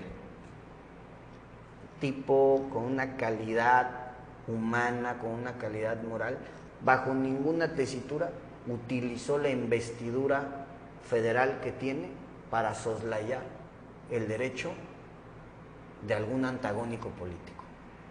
Al contrario, tuvo esa capacidad y esa calidad moral para brindarle a todas y a todos la atención requerida para mejorar los servicios médicos. Ese es el tipo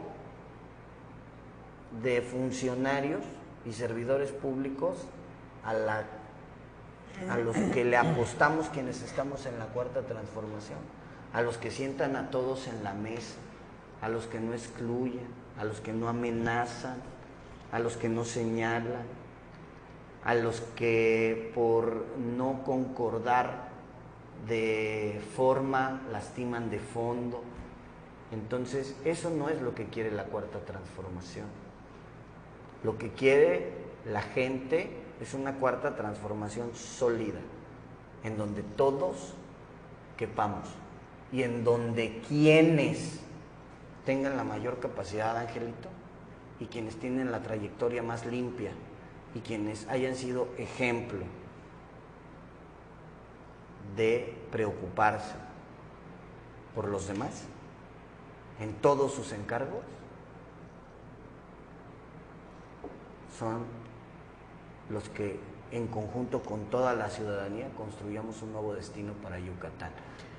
Y eso es de lo que hemos estado hablando, igual que tú. Me siento orgulloso de ser militante del partido Morena, precisamente por eso soy militante. Sin embargo, buscando siempre enaltecer esa confianza y ese espíritu de nobleza del ser humano. Claro.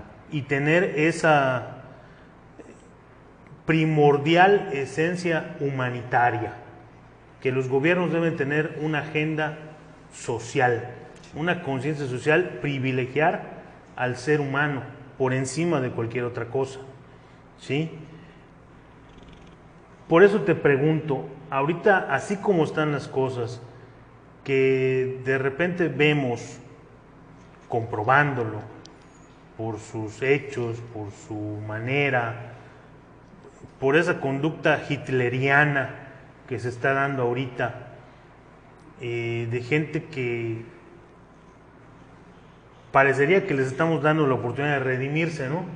Pero que ha atacado por completo a nuestro señor presidente, a la Cuarta Transformación, a la manera en que se hacen las cosas, y que ahora están en Morena, y que pretenden además dirigir los destinos de Morena. ¿Cómo ves tú a Morena en Yucatán de aquí al 2024 y cómo lo ves ahora con esto que sucede? Morena es su gente, no sus dirigentes. Yo estoy de acuerdo contigo en eso, ¿no? Es totalmente de acuerdo. Morena, se les olvida. Morena, no lo sé, a lo mejor es que no lo conocen, pero Morena es su gente. Morena son los 358,000 obradoristas que salieron en la revocación de mandato y muchos más que se quedaron en su casa con ganas de participar. ¿Y que por alguna razón no pudieron ir? Pues por las casillas, porque quedaron muy lejos, por cualquiera que haya sido. Eso es lo que es Morena. Morena es el rostro de un hombre que aun a pesar de la adversidad, se repuso a los fraudes y a los ataques en su contra, pero lo hizo por convicción, no capricho. Él es presidente por convicción, no gobierna por capricho, porque ya le tocaba, porque a ver si era la tercera y llegaba, ¿no? No, eso no es Morena. Eso, y no es una regla, ¿no? Eso en la política, la única regla es que tenemos que cambiar la política. Esa es la regla. La regla debe de ser que la gente y el pueblo manda. Yo me quedo con una frase del presidente: tonto es el que cree que el pueblo es tonto. Por tanto, yo veo a Morena, a la gente de Morena, con una gran capacidad de crecimiento. Me parece que en el término de lo que es ahorita la administración del partido, pues está dividida, ¿no? El estatal y a quien nombraron del Comité Nacional. No me compete a mí señalarlos o juzgarlos. Me parece que los actos de cada quien juzgan. Y la historia política es muy corta y pone a cada quien en su lugar. Y a cada quien lo pondrá en su lugar. Y los señalamientos y las prácticas añejas, prehistóricas, rupestres, quedan a la luz de la especulación, pero sobre todo del señalamiento de la gente. Mira, que la gente ya se la sabe, ¿no? La gente, no, te digo, el presidente tiene lo que nosotros también decimos en la calle, frases matonas, ¿no? Tonto es el que cree que el pueblo es tonto. Y la verdad que él también tiene una frase, ¿no? Dice que no con un trapazo se limpia uno la cara, ¿no? Entonces esto es consecuencia. ¿Cuál es una de las fortalezas para que el presidente tenga la popularidad que tiene? Aparte de ser un tipo brillante, inteligente, agradable, a lo mejor para nosotros, para sus detractores sería diferente, pero para nosotros no. Podríamos ahí tener discrepancias, pero algo que sí hasta sus detractores reconocen en el presidente y es incuestionable su congruencia. Por eso es tan popular y tan consistente el presidente de la República, por su congruencia. No fue coleccionando fichas políticas para llegar a donde llegó, sino mantuvo una convicción única, que era: vamos a hacer gobierno con el pueblo y para el pueblo. Esa es la forma en cómo un hombre transforma y cambia a un país, a una sociedad, a una generación. Y ese es el llamado que tenemos, Ángel. Acá en Yucatán, ¿cómo vamos a cambiar a la generación? ¿Cómo, con este ejemplo que arrastra, que es un tsunami del presidente, cómo lo aterrizamos en Yucatán y hacemos que a través de la ética, la transparencia, la congruencia, el humanismo, cómo a través de eso, de la movilidad por convicción, yo no veo al presidente llenando camiones, pero cómo a través de la movilidad, pero sí lo veo llenando plazas públicas. Así es. ¿No? Lo veo llenando plazas públicas porque la gente iba porque quería escucharlo. La gente va por convicción y convencimiento de él. Te voy a regalar una anécdota para no extenderme más.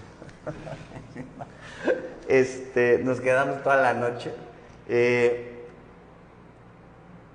Una vez, por motivos de trabajo de mi familia, yo tuve que vivir pues fuera de mi tierra, fuera de Yucatán.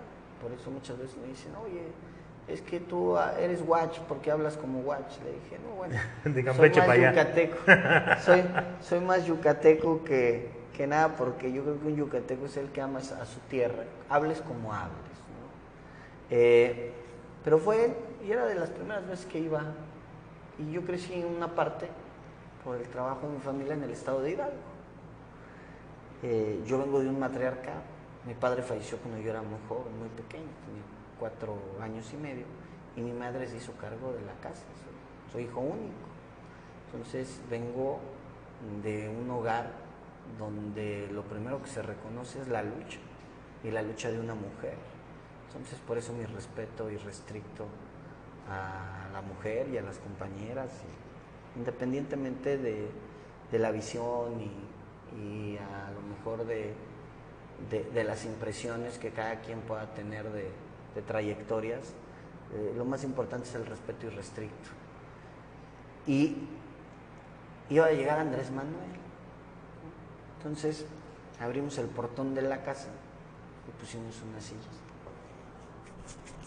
Y éramos 5 personas. Y llegó la avanzada, ¿no? Estoy hablando estábamos empezando a ver... Pero hace muchos años, ¿no? No, estábamos hablando del 99, 98, que era el presidente del PRD. Y llega y dice la avanzada, no hombre, como 4 o 5 personas, vámonos de regreso, ¿no? Ya sabes, las avanzadas, pues siempre quieren que los eventos estén llenos, ¿no? Así es, no pueden quedar mal. No, bueno, y uno, pues hay que respetarlos, pues es parte de la chamba, ¿no? Pero ahí es donde viene. El cambio de chip. Ahí, a ver, ahí es donde viene. ¿Sí? Llega y lo están deteniendo y él está llegando. ¿Y qué pasa? No, es que hay 5 personas. No, ya estamos aquí. Ya estamos aquí. Se paró, agarró el micrófono, se paró. Dijo, no, pero Andrés, por favor. No. Yo le hablo a uno como le hablo a 1000. Imagínate qué frase tan potente, lo que esto significa. Yo le hablo a uno como le hablo a 1000. Y empezó a dar su mensaje. A los 25 minutos había gente hasta en los árboles. ¿En serio? Se había llenado la calle, las calles a los lados, gente en los árboles, sobre las bardas. Porque era Andrés Manuel, por el mensaje de Andrés Manuel. Yo te pongo esto de pregunta. A uno como a 1000, así es de importante. ¿Qué preferiría el presidente? ¿20,000 votos en las urnas? ¿O 200 legítimos? Entonces, a uno como para 1000. Las multitudes llegan solas. Así es. Con congruencia.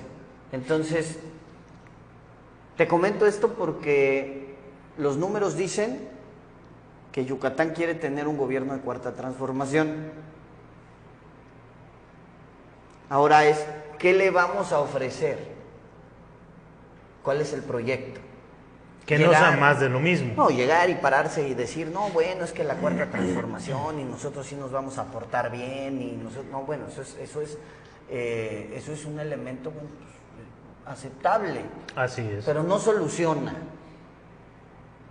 El que no tenga al día de hoy ya un proyecto de qué es Yucatán, qué necesita Yucatán, cómo vamos a solucionar los problemas de Yucatán, qué equipo se necesita en Yucatán, quiénes podrían formar su gabinete, quiénes podrían trabajar de la mano, qué instituciones se requieren revitalizar, cómo vamos a sacar adelante los proyectos del Estado, cómo vamos a cuidar las reservas territoriales, las reservas naturales, cómo vamos a reparar la deuda económica que nos va a dejar este Estado.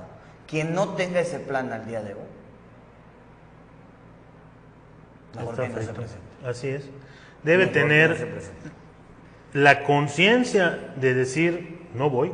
Chiflando no se gobierna. Porque además hay que saber cómo se va a mejorar el estatus de vida de todos los yucatecos, que ahorita tienen un 50% en la pobreza. Sí, claro. No, y te quedas, y eres generoso, ¿eh? Decía, desgraciadamente. En una película Cantinflas dijo que pues no hay que acabar con los ricos, sino que hay que acabar primero con los pobres, ¿no? Claro, ¿no? O sea, sabio. Así es. Era la sabiduría popular. No hay que tenerle miedo a la sabiduría popular. De repente la gente piensa que no tenemos calle. A veces tenemos más calle que los que dicen que tienen mucha calle, ¿no? Así es. Eso no tiene nada que ver con la cuna ni con el estudio. No por mucho estudiar se te quita lo tonto. No. A veces yo siempre digo que el conocimiento no sirve para nada si no se comparte, si no se utiliza para mejorar la calidad de vida de nuestros semejantes. Pero es necesario para la toma de decisiones. Así es. O sea, quien por no eso está es capacitado, la utilización, claro. si no, Quien no está capacitado, eres una computadora sentada. claro. quien no está capacitado, quien no tiene toda esta implementación de una cadena de formación social. O sea, social me refiero a que hayas estado con la sociedad. No es lo mismo ir a hacer sociedad que ir a hacer política. No es lo mismo ir, que yo me fui a hacer ciertos elementos de mi partido político a algún lugar, que es sumamente aceptable. No es lo mismo a que yo te pueda decir, yo me fui a hacer ciertos elementos de sociedad para la construcción de la sociedad. Entonces, me parece que es sumamente importante que Morena le abra la puerta a todos sin perder sus raíces, sus esencias. Por eso te decía, a uno como a mí, que hubiera querido más el presidente. Entonces, a mí me parece que estamos ante la gran oportunidad. No olvidemos que quienes estén pensando que las decisiones se van a tomar de forma popular, pues se equivocaron de partido. ¿Y la gente? ¿No es importante la gente? Este partido hasta donde yo sé y hasta donde a mí me invitaron y hasta donde he escuchado al presidente, se toma escuchando a todas y a todos. Y lo dijo la semana pasada. Así es. Piso parejo para todos, que decían las encuestas. Y las encuestas, no de los más populares, son los más conocidos, pero ¿cómo te conocen? Al que más amor le tenga a la gente, ¿no? Al humanismo. Vamos a los negativos. El que menos tenga. El que menos tenga. El que menos le reste a la marca. El ser humano, en esencia, me decían también por allá, es muy dado. Si quieres servirte más, Gracias, ¿me gracias. permites? Es muy dado a Sin comerciales. estar sin comercial. buscando líderes, ¿no? A quién seguir. Gracias. No, al contrario, gracias a ti. Y ahorita se dan, la prensa, la misma gente dice que hay los 3 equipos importantes. Yo creo que hay que decir basta de este tipo de comportamiento. Solo hay un equipo, la gente, como bien dijiste hace rato. Pero eso es Morena. Un partido, el que sea, pero sobre todo Morena, no son sus líderes o sus dirigentes, son sus militantes y simpatizantes a los que se debe todo el movimiento. Por eso yo, junto con otras personas, decidimos formar el movimiento de ciudadanos de tiempo completo, porque todos los ciudadanos somos importantes, todos debemos tener voz y voto en las decisiones de lo que sucede en nuestro estado, en nuestra comunidad, Claro. y además participar en ellas para beneficiar a nuestros semejantes y a nosotros mismos. Si tienes una simpatía partidista, bueno, eso es otra cosa. Así es. Eso ya está dentro de los derechos políticos. Pero de cada todos persona. o nos afectamos o nos beneficiamos. Hay que hacer sociedad. ¿Sí? Y por eso me permito, como alguna vez te dije, que te considero Muchas un gracias. ciudadano de tiempo completo. Te entrego la gorra, emblema de nuestro movimiento, que no es una asociación civil, no es un movimiento altruista. Llevamos algunas causas donde mis compañeros me apoyan porque yo las tengo como propias, pero No, vamos a poner la gorra. te lo agradezco muchísimo. Pero lo que queremos realmente es un cambio en el modelo económico, social y político en Yucatán, dejar a un lado el neoliberalismo que no nos ha ayudado en nada. Eso es lo que estamos buscando. Alguna vez nuestro señor presidente, cuando fue jefe de gobierno y lo quisieron, le estaban quitando el fuero, que se lo quitaron, ¿no? Claro. En el discurso que da terminó diciendo, pero todavía falta que a ustedes y a mí nos juzgue la historia. La historia. Yo hice un discurso muy similar basado en eso y me dijeron, se lo plagió. Y les digo, no puedes plagiar algo que es la filosofía que tú emanas. Es como si hablaras de derecho y dijeras, él está hablando de una ley y entonces está plagiando lo que dice la ley porque está parafraseando lo que dice la ley. No han entendido quienes lo manifiestan así, no han entendido que el discurso de Andrés Manuel, del presidente López Obrador, ese discurso es filosófico. Él a partir de ahí crea una filosofía. A partir de ahí, él está haciendo un postulado sociológico y axiológico de cómo el hombre enfrenta al sistema, ¿no? Entonces, hay de aquellos que quieran hacer su propio sistema para afectar a una o a unos hombres, porque serán víctimas de que la historia los juzgue. Y te digo algo,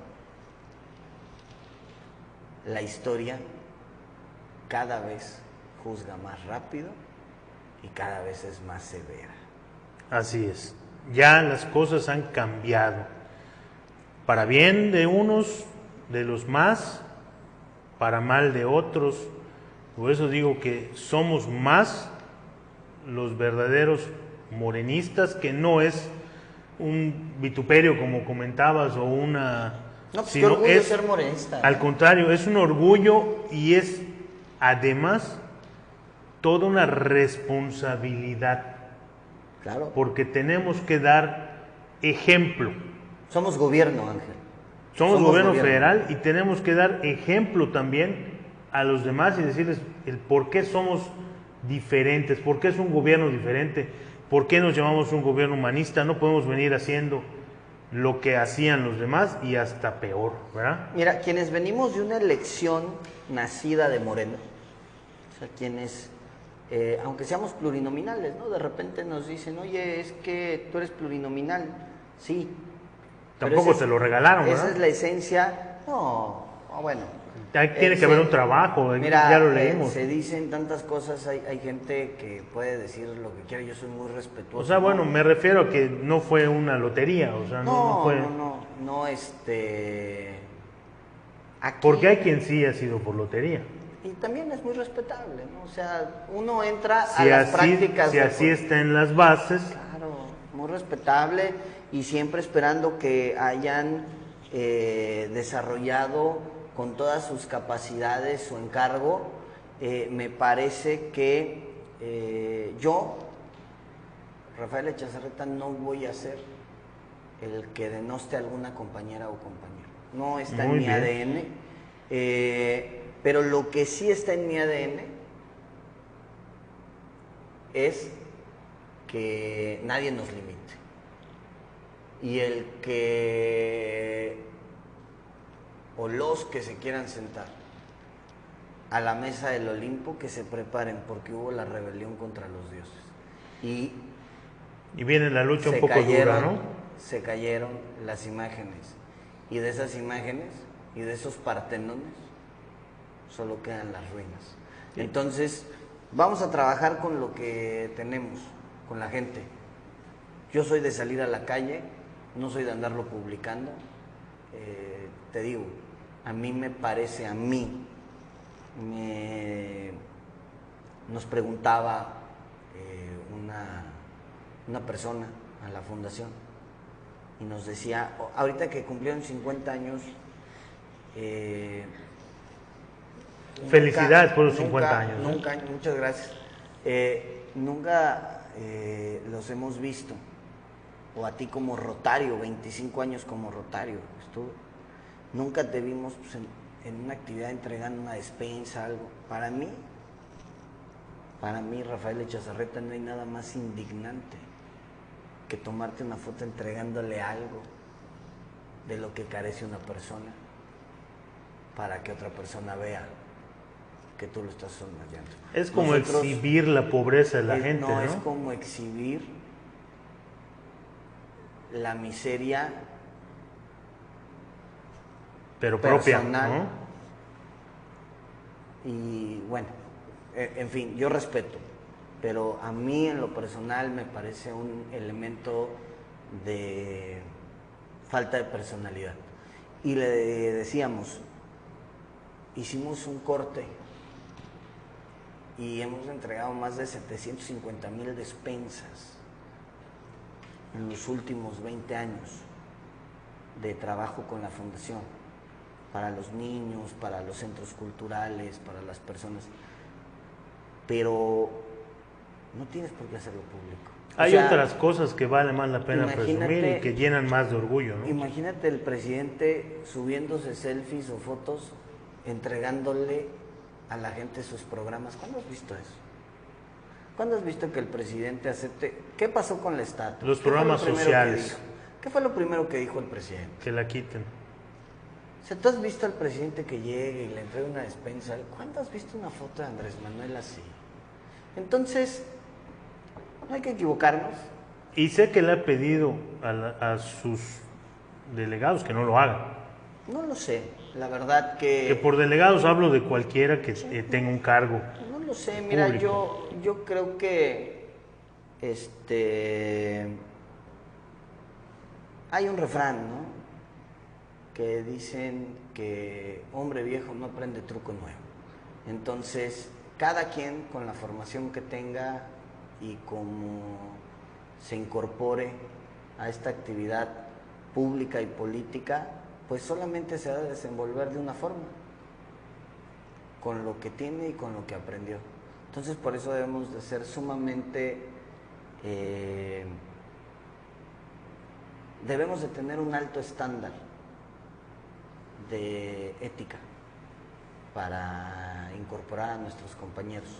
Y no es de que yo hable de que yo tengo más ética que los demás o mayor personalidad, pero sí considero que en mi vida personal, profesional y pública he llevado una congruencia. He tenido errores, por supuesto, como cualquiera. Has tenido todos hemos tenido errores, por supuesto, ¿no? Y aciertos también. Cualquiera, y de repente hay personalidades que gustamos menos y hay personalidades como la del presidente que gustan más, ¿no? Pero eso no quiere decir que no podamos aportar. Entonces, esto no es un concurso de popularidad. Esta es una vocación de resolución de problemas. En verdad, el presidente está en una acción global a esta altura. Y ha puesto una vara alta, ¿eh? El presidente está en una guerra global que se está dando. Una guerra, tú ves lo que está pasando en Ucrania, en China, en Taiwán, en Estados Unidos, en Rusia, o sea, y el presidente lo advirtió desde el discurso de Simón Bolívar, cuando fue a la Casa Blanca con Trudeau, con Biden, se los dijo, hay que tener cuidado con la posibilidad de que China nos rebase en el crecimiento económico porque no nos unimos como América del Norte, ¿sí? Y eso desate, ¿sí?, la oportunidad de una guerra. El presidente está aquí y nosotros parece que estamos aquí, a palos y piedras todavía. Esa es la distancia. Podría decirte 358,000, 20,000, pero vamos a ponerlo en términos de políticas prácticas. El presidente está dejando un precedente en la historia de la vida pública de su país y de América. A partir de que el presidente en el 2018 cambió con una política progresista, tú ves qué ha pasado en América. Y va a rematar Lula, Lula va a regresar. Así es. Y entonces, aguas. No es el único que va a regresar, Va a haber una América progresista, ¿no? Entonces, yo festejo mucho la fiesta democrática. Me siento sumamente agradecido de que a través de Morena pueda yo ser congresista, pueda ser yo diputado. Me gusta mucho la labor legislativa, me gusta mucho la labor política, pública, la administración pública, la toma de decisiones, son grandes retos. Me ha tocado interactuar con gente sumamente positiva, valiosa, con algunas personas que no compartimos los mismos valores, pero no por ello los descalifico, ni los señalo, no me compete a mí. Llegué de una forma sumamente agradecido, estoy muy agradecido por la confianza que se me brindó para ver todos los elementos políticos del Tren Maya, de todo lo que es materia de seguridad nacional, de lo que es desarrollo nacional. Tengo un alto compromiso, ¿no? En alguna ocasión me han preguntado, oye, hay una persona que dice que te puso, ¿no? Y le digo, hay gente que no pudo poner ni al candidato de su pueblo, entonces es complicado, ¿no? Así es. Entonces, a mí lo que me queda muy en claro es que el presidente es el que nos pone a todos, porque es el que abrió, y los fundadores, y las mujeres y los hombres que crearon este partido, que no me queda más que darle las gracias, un agradecimiento a todas y a todos ustedes que hicieron este partido, que siguen contribuyendo a este partido, mi más amplio reconocimiento, respeto, mi congruencia total, mi solidaridad total, y lo único que me queda es decirles que en verdad hay un gran esfuerzo por parte de mis compañeras y en lo personal de hacer un trabajo legislativo, y se ve en casa, porque de repente platicamos entre nosotros y lo que más sacrificas es tu vida personal, lo que más sacrificas es casa. A mí de repente, yo tengo 3 hijos, Santiago de 5 años, Gigi de 3 y Tom de 1 y medio. Y Chiquitito, bebecito. Y de repente ya vas saliendo y te agarran de la papá, no te vayas, llévame. Y tú sabes de eso, ¿no? Sí, o sea, claro. Llévame, y tienes que salir, y tienes que ir a algún evento, y tienes que ir a hacer calle, y de repente tienes que ir a atender alguna situación, alguna compañera, algún compañero, tienes que ir a ver alguna situación anómala, o donde están afectando a alguna ciudadana, algún ciudadano, algún grupo, ahorita con lo del Poder Judicial, con lo de la ley del ISSSTE, con el presupuesto, bueno, entonces sacrificas mucho de tu vida personal, sacrificas mucho de tu tiempo, y pero hay un compromiso irrestricto, es un compromiso patriótico. Entonces, creo yo que estamos del lado correcto de la historia. Yo también lo opino igual. Lo único que no hay que hacer es reescribir más la historia, ¿no? Entonces, hay que empezar a escribirla bien, ¿no? Hay que empezar a que esta historia, que el presidente ya hizo el prólogo y ya va haciendo los primeros capítulos, tenga una consecución. A mí, cuando me hablan de las corcholatas, para mí, los compañeros que a nivel nacional puedan encabezar la continuidad de la Cuarta Transformación son sumamente valiosos. Yo creo que los que hasta ahora han levantado la mano son altamente valiosos, y me parece que quien esté debajo de ellos y esté segregando, o esté lastimando, o esté coercionando, para que quien piensa diferente o quien no está a favor de quien otra persona apoye, alguna otra compañera o compañero, me parece que está fuera de lo que es el movimiento y de lo que es el espíritu del movimiento. Quien llegue lo va a hacer bien. Tenemos esa fortuna, tenemos grandes mexicanas y grandes mexicanos con una trayectoria política, pública, abierta, de ética y grandeza. Entonces, los que estamos abajo no tenemos por qué ensuciar esos nombres. No tenemos por qué ensuciar este movimiento. No tenemos el derecho de fallarle a la gente de esa forma. Y quien lo haga, tenemos que señalarlo.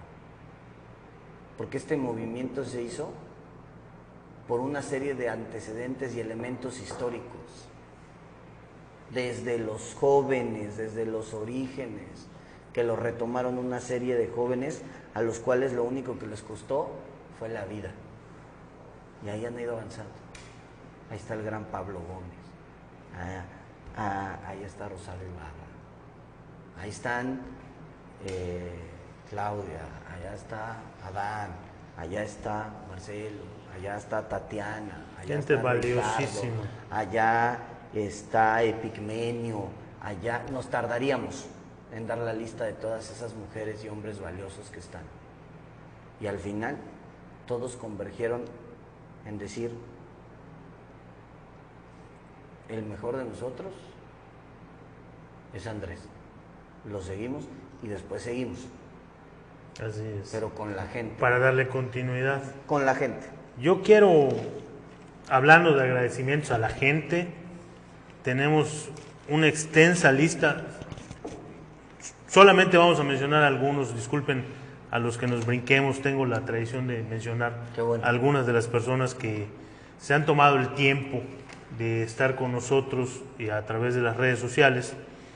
Muchísimas gracias a todos, a Rosana del Mar, a Alex Estrada, a Nimrod, a David Arjona, a Gerardo Chacón, a mi querida amiga la maestra Seidi Aque, a David Arjona, que además nos manda que gran charla, que un saludo para ti. No, muchas gracias. Benjamín Paredes, a Brillante, muy buena amiga también, a Roberto Rasgado, Lucy Rocha, alguien que aparece como As, que cada día de programa nos sigue, a José Cap, a Víctor Morales, Luis Vallejos, a Margaret, a Víctor Rodríguez Rivas, que además es un muy buen amigo que estudió conmigo. Tenía que ser así para que me siguiera, ¿verdad? A José Rejón, Diana Mira, a Gamaliel, ¿qué tal Gamaliel? ¿Cómo estás? Jaime Mollinedo, que es un gran amigo, que él vive en Cancún. Muy bien. Ahí está también en la vida política. A un gran amigo tuyo y mío, a Lenin Amaro, en Cancún. ¿Cómo no?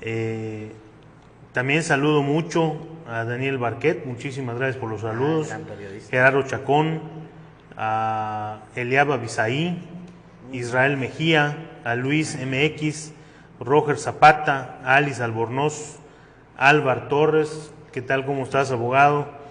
Antonio Díaz, Fernando Mena, Jesús Alberto Col y Estar de la Concha. Muchísimas gracias, son los nombres que tengo. Y gracias a todos los demás que están siguiéndonos por las redes. No me queda más que despedirme de todos, darle las gracias. Sí, por favor, dinos dónde pueden conseguir tu libro. Me mandan un mensaje a la fanpage Rafael Echazarreta Torres, y con muchísimo gusto se los hacemos llegar. Es gratuito. También. Para que no lo regresen y digan que fueron los peores 100 pesos invertidos de su vida. No, muy buena lectura, muy buena lectura. Yo puedo ser testigo de eso. Gracias. Así como esta también es gratuita, por favor consíganla, léanla, estúdienla, síganla, ¿no? Sobre todo los que queremos hacer el cambio y estar en Morena y hacer las cosas bien, ¿no? Te agradezco muchísimo Rafael, gran amigo, de veras que... De verdad que sí. Un gran ciudadano de tiempo completo. Muchísimas gracias por habernos acompañado. Has